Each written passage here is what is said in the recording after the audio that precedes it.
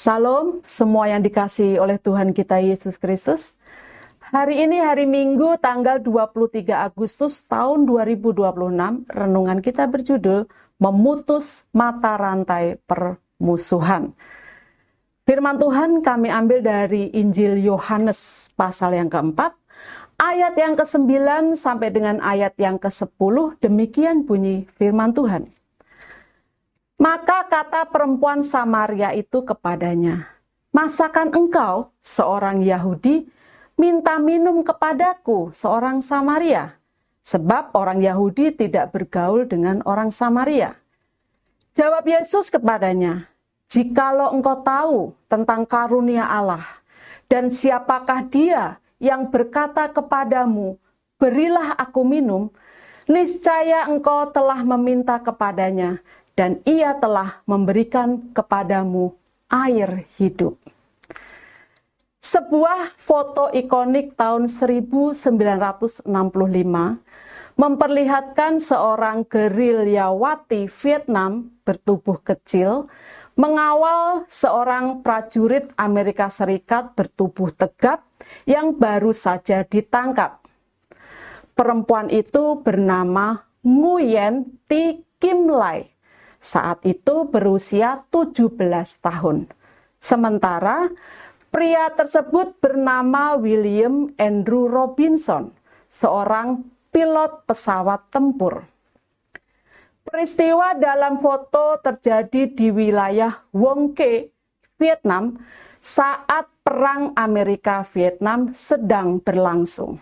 Sebelumnya, pesawat Robinson ditembak jatuh oleh pasukan Vietnam saat menjalankan misi pengeboman.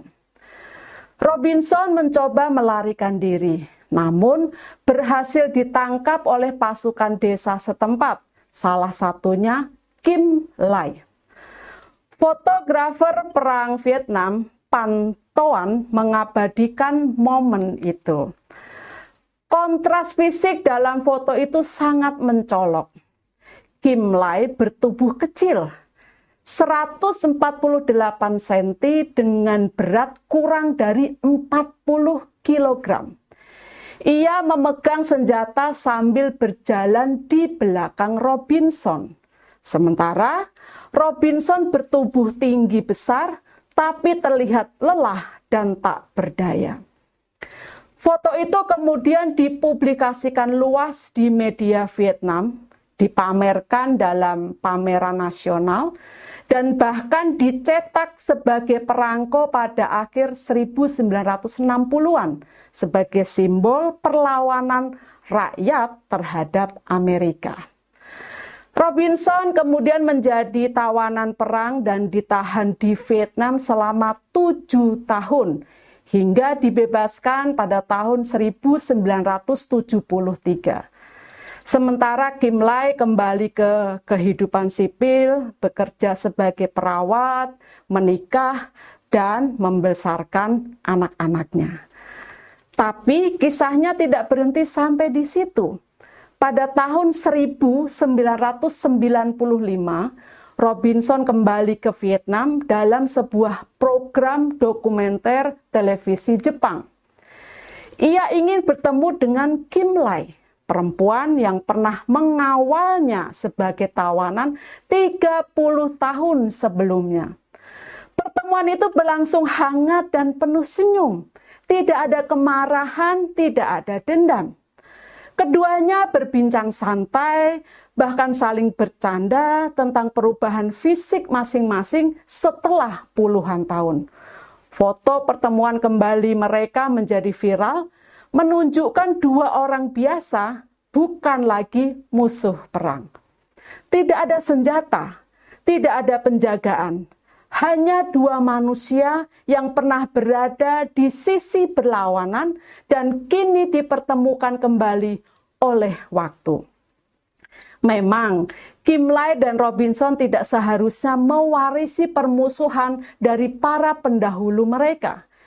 Yang bermusuhan adalah negara yang diputuskan oleh para pemimpin dengan suatu alasan tertentu.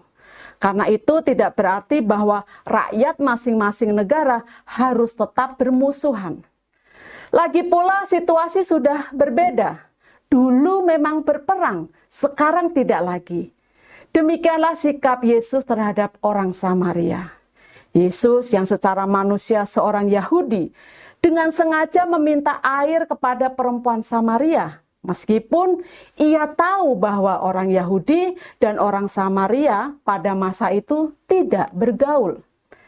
Yesus ingin memutus mata rantai permusuhan dengan orang Samaria lewat air yang dimintanya. Terutama lagi lewat pemberitaan kabar baik yang dilakukannya kepada perempuan tersebut. Kata-kata bijak. Nenek moyang kita pernah bermusuhan dengan penjajah. Tapi sebagai rakyat biasa, kita tidak perlu membenci rakyat mereka. Bapak Ibu, mari kita tutup renungan hari ini dengan berdoa.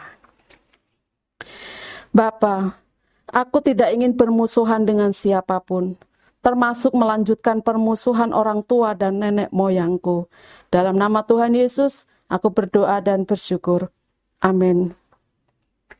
Puji Tuhan, kami mengucapkan selamat beraktivitas. Tuhan Yesus memberkati kita semua. Amin.